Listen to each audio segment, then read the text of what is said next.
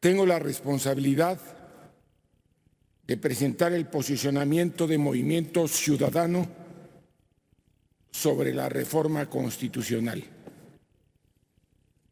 como debe hacerse en todas las reformas constitucionales. Compañeras y compañeros senadores, esta reforma tiene la más alta trascendencia para la vida pública nacional y para el sistema de impartición de justicia, pero lamentablemente contiene elementos peligrosos para el futuro del país. Es una reforma hecha sin inclusión, sin una visión republicana, presentada por el presidente de la Corte en una curiosa coalición con la Presidencia de la República, donde no se escuchó a jueces, magistrados y ministros, ni a especialistas, académicos y los representantes de los sectores jurídicos del país. Es una reforma que al interior del Senado ha tenido un paso accidentado. Después de la reiterada negativa a realizar un parlamento abierto, se celebraron foros donde predominó la visión de los representantes del presidente de la Corte. Ni fue abierto ni fue parlamento, porque lo que hemos visto en las últimas horas es la cerrazón a aceptar propuestas de fondo para mejorar esta trascendente reforma constitucional. Una reforma constitucional debe ser un momento político de profunda reflexión nacional, pero lo que hemos visto desde la confección de la iniciativa y hasta su dictaminación en el Senado ha sido precipitación e imposición. Es una reforma que busca la concentración del poder y no el acceso a la justicia. Se plantean escenarios de empoderamiento indebido del presidente de la Corte, quien al mismo tiempo es presidente del Consejo de la Judicatura. Pretenden que sea este quien decida unilateralmente si proceden o no los recursos de revisión en amparos y que ante su rechazo no proceda ningún medio de impugnación.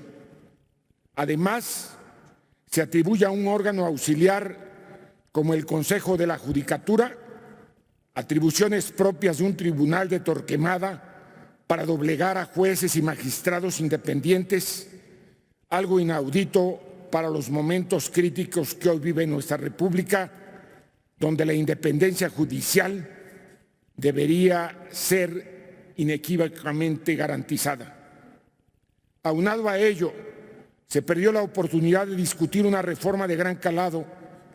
Este dictamen se queda corto y no se abrió la puerta para tratar temas fundamentales en materia de justicia, como un nuevo mecanismo de designación de ministros y de consejeros de la Judicatura. Se perdió la oportunidad de ver hacia el futuro y se rompió el equilibrio de poderes. Es una reforma antifederalista con la que se corre el riesgo de cancelar la posibilidad de que las entidades federativas y los municipios presenten controversias constitucionales a decisiones que afectan sus competencias, principalmente en materia fiscal.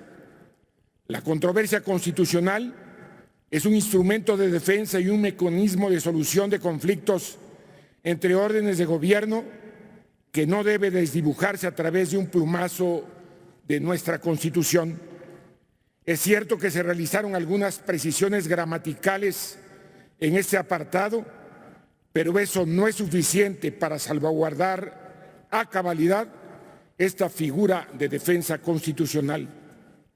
Hay que decirlo con claridad, este no es el momento de la vida nacional para mancillar una figura como la controversia constitucional. Ante un gobierno federal con claras orientaciones autocráticas, sería una irresponsabilidad cerrar las válvulas de escape que permitan solucionar conflictos entre órganos de gobierno. Para dimensionarlo, si lo que hoy proponen estuviera vigente, habría sido complicado para el gobierno de Jalisco contravertir los acuerdos del gobierno federal en contra de las energías limpias o para los gobernadores de la Alianza Federalista la desaparición de fideicomisos. Ahora pensemos en los municipios y en las entidades federativas que además de perder los fideicomisos, ahora ven retenidos sus participaciones y no cuentan con un mecanismo eficiente y contundente para defenderse. No podemos permitir que en el afán de quitarle carga de trabajo a la Suprema Corte se dejen en la indefensión a particulares y a otros órdenes del gobierno, trastocando el pacto federal. El Senado de la República, garante de este pacto, no debería ser cómplice ni participar en esta aberración política. Los supuestos cambios que se han realizado al dictamen en las últimas horas son insuficientes. Algunos son intrascendentes. La mayoría son para corregir errores evidentes y huecos en la propia iniciativa. Y algunos pocos han sido para atender, pero de manera ambigua y escasa, los temas sustantivos que estamos debatiendo. Esto no debe ser así. Nuestra responsabilidad como legisladores debería ser la de dejar perfectamente a salvo estas herramientas jurídicas de defensa del federalismo y de autonomía del Poder Judicial y no dejarlas en manos de la interpretación o la ambigüedad, y menos en el momento que viva México con un gobierno federal en su deriva autocrática y un Poder Judicial amenazado en su autonomía. En medio de ello, ahora tenemos un Poder Legislativo obsequioso.